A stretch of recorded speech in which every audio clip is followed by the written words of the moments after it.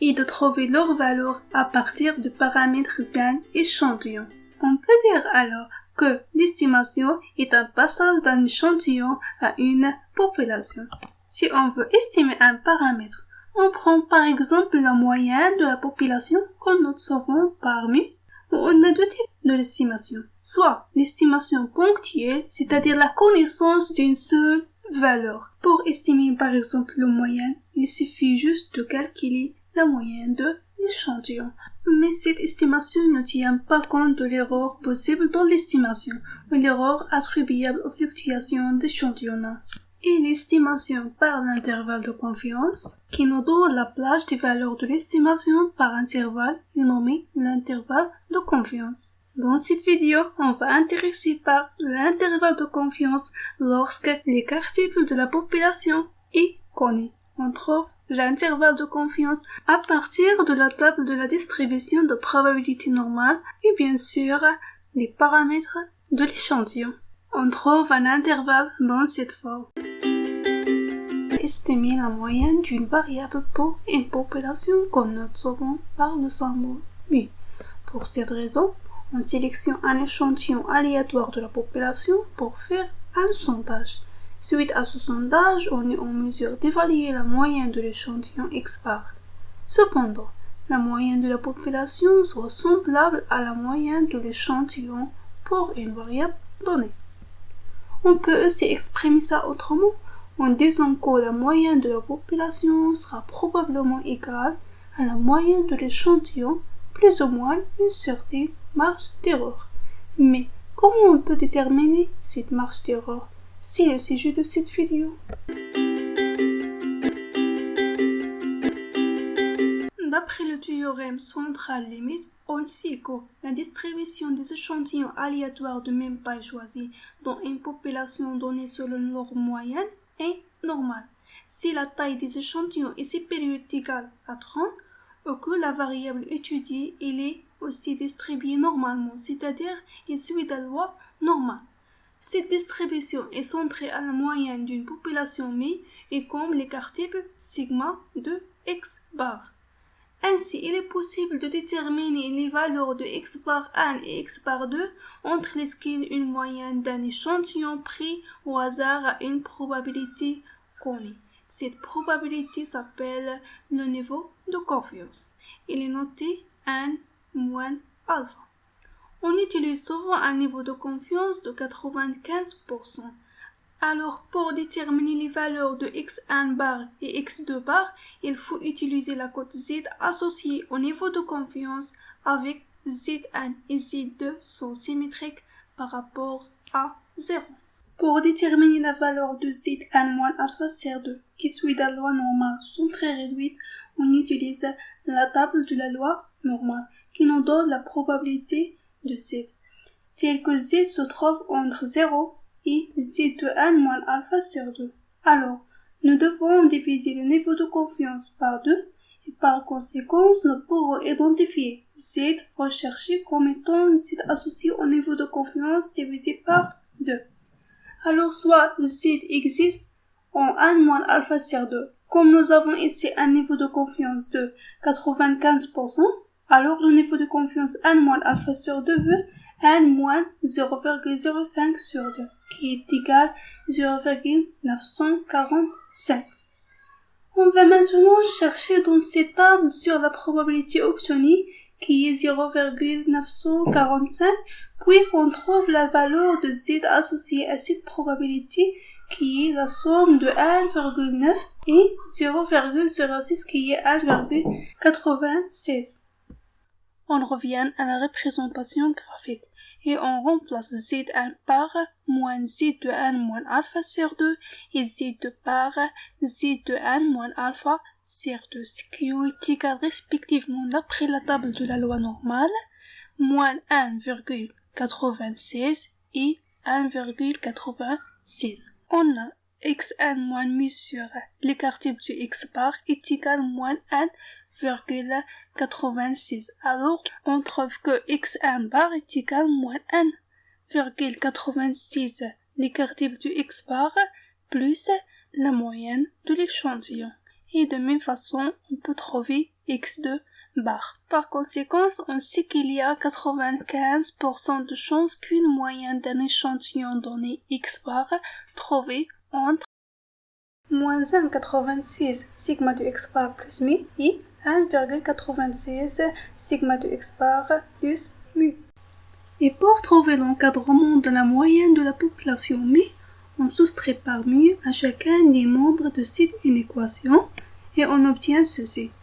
Et si on soustrait x bar à chacun des membres de cette équation, on trouve finalement ce encadrement qui signifie que 95% de chances qu'une moyenne de la population se trouve dans l'intervalle allant de la moyenne de l'échantillon moins 1,86 sigma de x bar jusqu'à moins 1,86 sigma de x bar. On se souvient ici, 1,86 est la valeur de z associée au niveau de confiance de 95%. Si on remplace 1,96 par z de 1 moins alpha sur 2, l'intervalle de confiance de n'importe quel niveau de confiance devient x bar moins z de 1 moins alpha sur 2 sigma de x bar jusqu'à x bar plus z de 1 moins alpha sur 2 sigma de x bar. Alors comme nous avions vu dans le début de vidéo, cette expression est appelée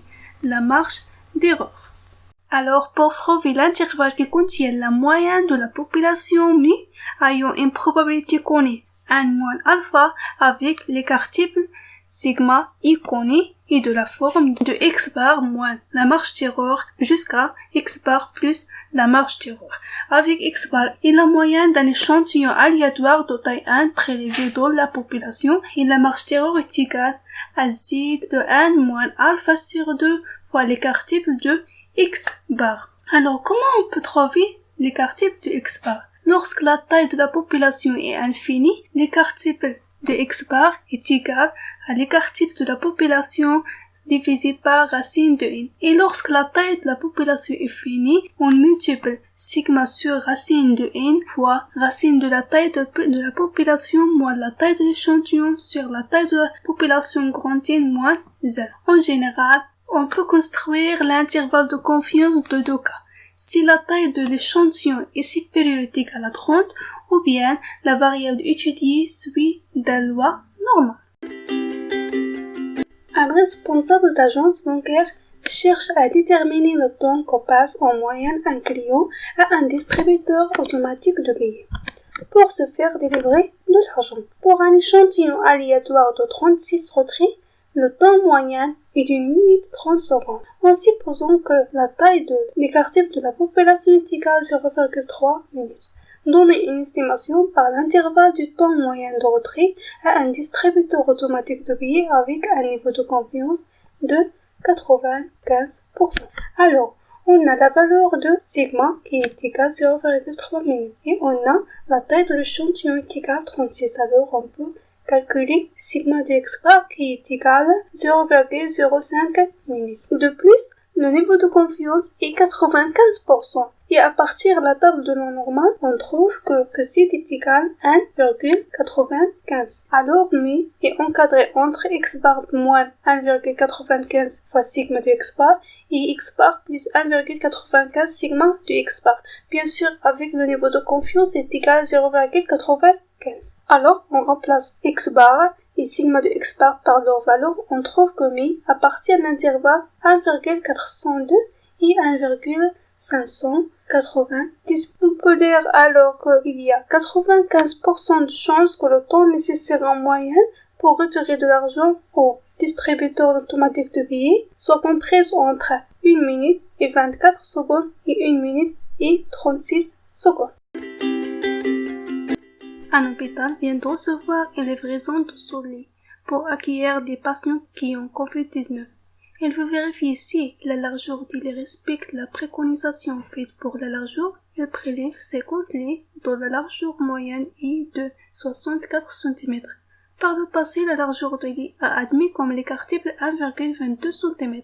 Donner une estimation par l'intervalle de la largeur du lit aussi, au niveau de confiance de 99%.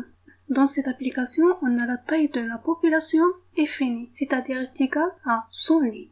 Et on a la taille d'échantillon I50, alors sigma de x bar est égal à sigma sur racine de n fois racine de grande n moins n sur grande n moins n, qui est égal à 0,705 cm. Alors, on a le niveau de confiance et 99%. Comment on peut trouver la valeur de z? On commence par calculer la probabilité de z qui est compris entre 0 et z de 1 moins alpha sur 2, c'est-à-dire le niveau de confiance, qui est égal à 0,9951, car alpha est égal à 0,01. On passe à la table de la loi normale et on trouve notre probabilité qui est proche de notre probabilité qui est 0,995. Alors, la valeur de z est égale à 2,58. On passe maintenant pour encadrer la taille de la population mu, qui est à partir de l'intervalle x bar moins 2,58 fois sigma de x bar et x bar plus 2,58 fois sigma de x bar. Après de remplacer x bar et sigma de x bar par leur valeur, on trouve que mi appartient à l'intervalle 63 et 64. Alors, on peut dire que la largeur de l'élèverie a 99% de chances d'être comprise entre 63 cm et 64 cm.